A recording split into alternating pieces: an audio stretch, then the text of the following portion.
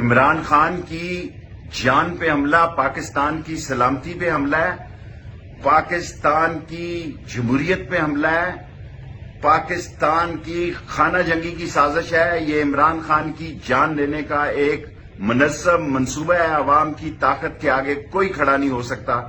اور رانا ثناءاللہ جیسا ذہنی مریض جس کا بار بار یہ ذکر کر رہا ہے، جس کا یہ بار بار ذکر کر رہا تھا کہ ہم کچل دیں گے، 25 تاریخ کو یہ چلے گئے، یہ سازش کے تحت مسلط کیے گئے بہکاری ساری دنیا میں ناکام ہو گئے، ان کو کوئی خیرات نہیں ملی۔ اب جب لوگ راولپنڈی کی طرف بڑھ رہے تھے تو راولپنڈی سے ایک سمندر نکلنا ہے،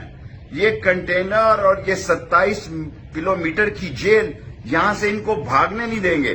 ان کو قانون کے حوالے کریں گے۔ میں عوام سے اپیل کروں گا کہ وہ پرامن رہیں، قانون کو ہاتھ میں نہیں لیں۔ اللہ کا شکر ہے کہ عمران خان کی جان بچ گئی ہے، اور میرے مولا نے چاہا تو یہ کرمینل مائنڈڈ ذہنی مریض رانا ثناءاللہ اور اس کے پیچھے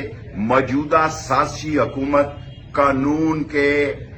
شکنجے میں آئے گی اور قانون کے دائرے سے نہیں نکل سکتی۔ پاکستان ان مسائل سے نکلے گا، اور قوم عمران خان کے پیچھے کھڑی ہے، اور جو اصلی اور نسلی ہے وہ عمران خان کے ساتھ کھڑا ہے، اور پاکستان انشاءاللہ ان سازشیوں سے